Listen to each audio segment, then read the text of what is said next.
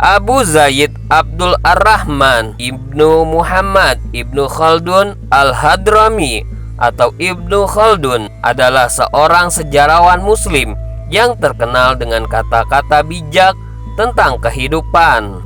Kata-kata bijak yang disampaikan Ibnu Khaldun lahir dari refleksinya ketika menggembara dan tinggal bersama berbagai kalangan masyarakat. Masa lalu menyerupai masa depan, lebih dari satu tetes air menyerupai yang lain. Sepanjang sejarah, banyak negara telah menderita kekalahan fisik, tetapi itu tidak pernah menandai akhir dari suatu bangsa. Ketika sebuah bangsa telah menjadi korban kekalahan psikologis, maka itu menandai akhir dari sebuah bangsa. Manusia pada dasarnya bodoh dan menjadi terpelajar melalui perolehan pengetahuan. Pemerintah adalah lembaga yang mencegah ketidakadilan selain yang dilakukannya sendiri. Manusia adalah anak adat, bukan anak nenek moyangnya. Dia yang menemukan jalan baru adalah seorang pencari jalan, bahkan jika jalan itu harus ditemukan lagi oleh orang lain dan dia yang berjalan jauh di depan orang-orang sezamannya adalah seorang pemimpin, meskipun berabad-abad berlalu sebelum dia diakui seperti itu.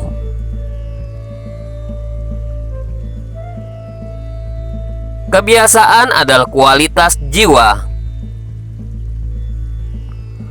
Jangka waktu hidup suatu dinasti biasanya tidak lebih dari 3 generasi, karena pada generasi pertama masih terpelihara ciri-ciri kehidupan pedesaan.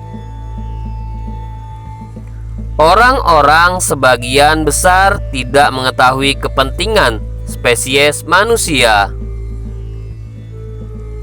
Ilmu-ilmu hanya satu bangsa Yunani telah turun kepada kita karena mereka diterjemahkan melalui usaha Al-Ma'mun. Aristoteles muncul di antara orang-orang Yunani. Dia meningkatkan metode logika dan mengsistematisasikan masalah dan detailnya.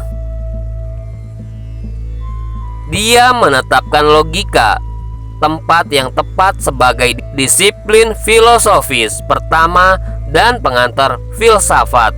Oleh karena itu, ia disebut guru pertama.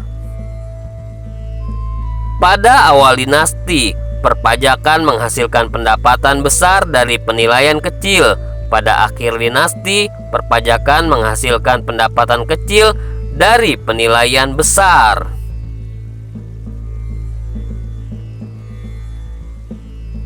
Kekuatan yang sebenarnya adalah solidaritas dan kekuasaan terus-menerus ada pada orang yang memerintah, bukan raja atau pemimpin.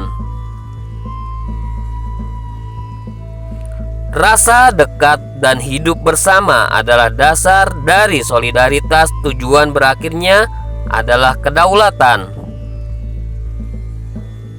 Negara mendekati kehancuran manakala pemusatan kekuasaan telah tercapai, kemewahan dan kemalasan merata.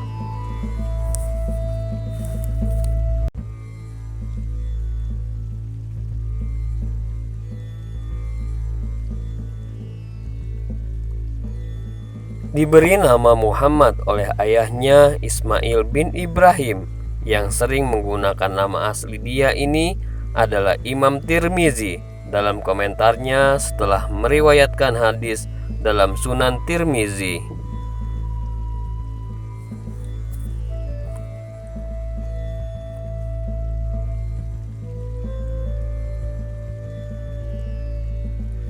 Karena lahir di Bukhara, Uzbekistan, Asia Tengah, dia dikenal sebagai Al-Bukhari. Dengan demikian, nama lengkapnya adalah Abu Abdillah Muhammad bin Ismail bin Ibrahim bin Al-Mughirah bin Bardizab Al-Jufri Al-Bukhari.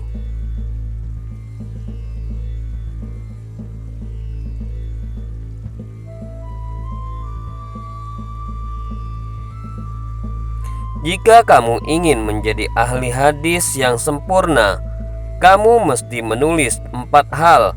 4 hal ini tidak sempurna kecuali dengan 4 perkara.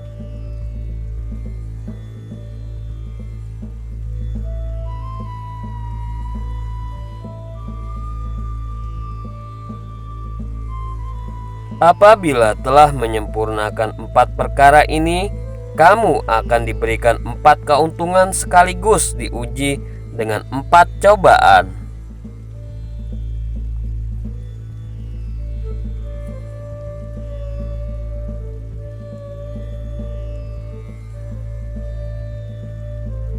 Bila kamu lulus dari 4 ujian tersebut, Allah Subhanahu wa Ta'ala akan memberimu 4 ganjaran di dunia dan di akhirat. Jabaran dari 4 hal yang saling berkaitan itu adalah sebagai berikut.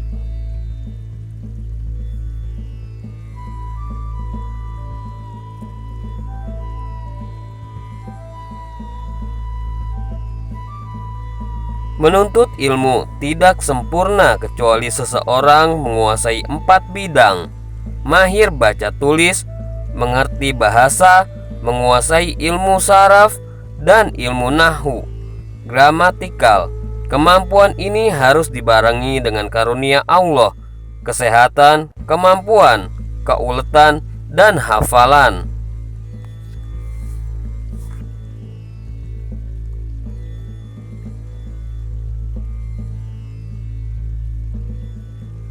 Apabila 4 hal ini berjalan dengan baik, dia akan diberikan 4 keuntungan: keluarga, anak, harta, dan domisili.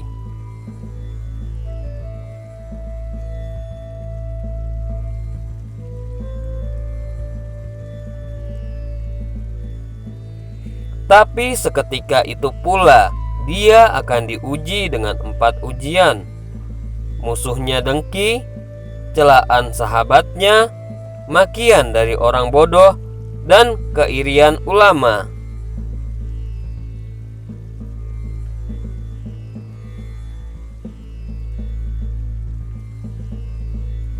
Jika seseorang berhasil melewati ujian ini, di dunia dia akan memperoleh 4 kebaikan.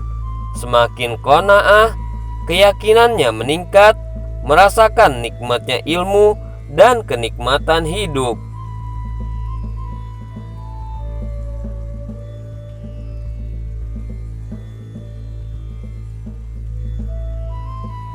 Kelak di akhirat, Allah Subhanahu wa Ta'ala akan memuliakannya dengan 4 kesempatan: dapat memberikan syafaat kepada siapa yang dia inginkan, berhak memberi minum kepada siapapun dari telaga Nabi Muhammad SAW, dinaungi bayangan Arasy, dan diposisikan di surga paling tinggi di samping surga para nabi.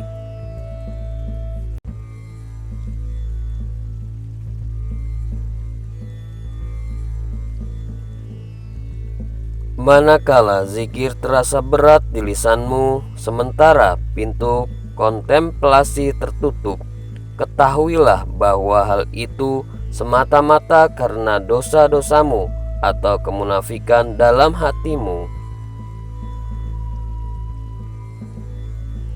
Tuntaskan lisanmu dengan berzikir, hatimu untuk tafakur, dan tubuhmu untuk menuruti perintahnya.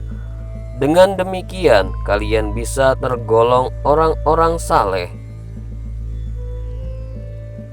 Orang yang berakal adalah orang yang dapat memahami apa yang diinginkan Allah Subhanahu wa Ta'ala darinya. Jika engkau memperoleh nikmat, maka Allah Subhanahu wa Ta'ala mengharuskanmu untuk bersyukur. Jika kau ditimpa bencana, Allah Subhanahu wa Ta'ala memerintahkanmu untuk bersabar. Jika Allah memberimu taufik untuk taat, Allah memerintahkanmu untuk suhudul minnah dan meyakini bahwa Allah lah yang memberikan taufik.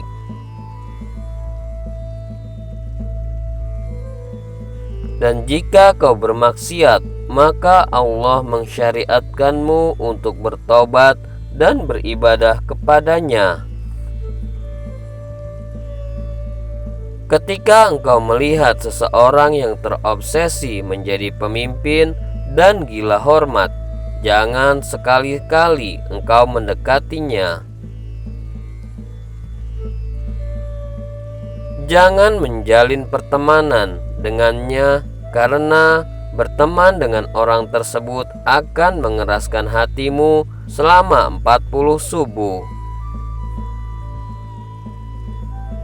Apabila engkau melihat orang yang merasa cukup dengan ilmunya, waspadalah akan kebodohannya. Jika engkau melihat seseorang ridho terhadap dirinya sendiri, merasa tenang dan nyaman pada keadaannya, maka curigalah terhadap agamanya. Berhati-hatilah terhadap orang sepertinya. Sedikit amal dengan mengakui dan mensyukuri karunia Allah lebih baik dari banyak amal dengan terus merasa kurang beramal. Seorang wali tidak akan sampai kepada Allah selama ia masih ada syahwat atau usaha ikhtiar sendiri. Janganlah yang menjadikan tujuan doamu itu adalah keinginan tercapainya hajat kebutuhanmu. Dengan demikian engkau hanya terhijab dari Allah.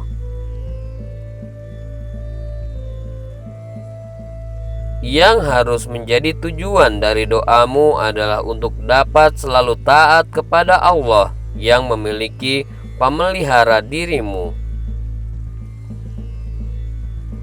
Tidak ada dosa yang lebih besar dari dua perkara ini. Pertama, senang dunia dan memilih dunia mengalahkan akhirat. Kedua, ridho menetapi kebodohan, tidak mau meningkatkan ilmunya. Kamu jangan menunda taat di satu waktu pada waktu yang lain, agar kamu tidak tersiksa dengan habisnya waktu untuk bertaat sebagai balasan yang kamu sia-siakan. Kamu jangan menyebarkan ilmu yang bertujuan agar manusia membetulkanmu dan menganggap baik kepadamu.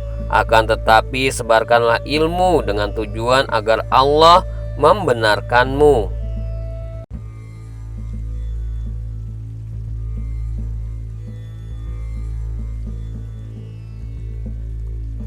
Dua tentara yang tak terkalahkan adalah hati yang ikhlas dan doa yang tulus.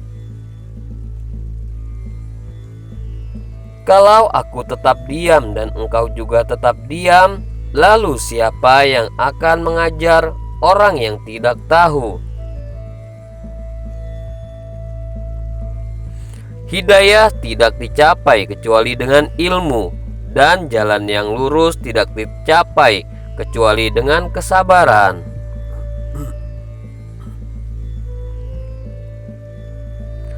Jangan pernah bergantung terlalu banyak kepada siapapun di dunia ini, karena bahkan bayangan milikmu sendiri akan meninggalkanmu saat kamu berada di dalam kegelapan.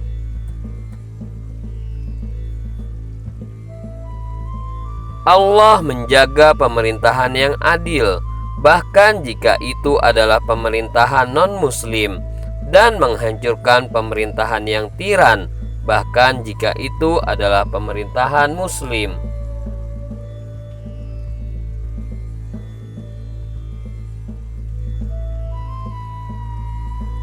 Doa yang paling cepat dikabulkan adalah yang dipanjatkan secara diam-diam untuk orang lain.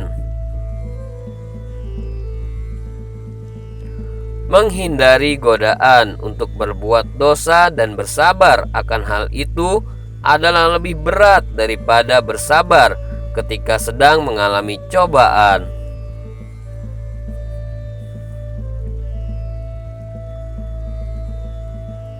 Suatu musibah yang membawamu kembali kepada Allah itu lebih baik bagimu daripada nikmat yang membuatmu berpaling dari mengingat Allah.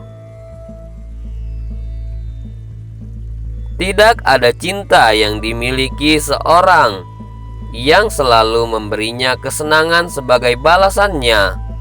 Dia pasti juga akan mengalami penderitaan karena itu, kecuali cinta yang ditujukan untuk Allah. Pemberi maaf yang indah adalah memaafkan tanpa memarahi, dan kesabaran yang indah adalah bersabar tanpa mengeluh. Tidak ada yang lebih bermanfaat bagi hati daripada tauhid dan keikhlasan. Seseorang tidak akan pernah takut kepada selain Allah kecuali ada penyakit di dalam hatinya. Orang yang benar-benar terpenjara adalah yang terpenjara hatinya dari Allah. Orang yang tertawan adalah yang tertawan oleh hawa nafsunya. Setiap hukuman dari Allah adalah murni keadilan, dan setiap nikmat darinya adalah murni kasih sayang. Zikir bagi hati bagaikan air bagi ikan. Maka bagaimanakah kondisi ikan jika meninggalkan air? Apa yang benar-benar diperhitungkan adalah akhir yang baik, bukan awal yang tidak sempurna. Dosa itu bagaikan rantai dan kunci yang mencegah pelakunya dari menjelajahi taman tauhid yang luas dan menuai buah dari amal kebaikan. Kekuatan hati kembali pulih ketika seseorang bertaubat. Ketika seseorang menyakitiku, aku menganggap itu adalah hadiah dari Allah. Dia, Allah, sedang mengajarkanku tentang kerendahan hati. Orang-orang beriman terus-menerus diuji dengan berbagai cobaan untuk memurnikan iman mereka dan menebus dosa-dosa mereka. Dosa menyebabkan kerusakan dan taubat menghilangkan penyebabnya.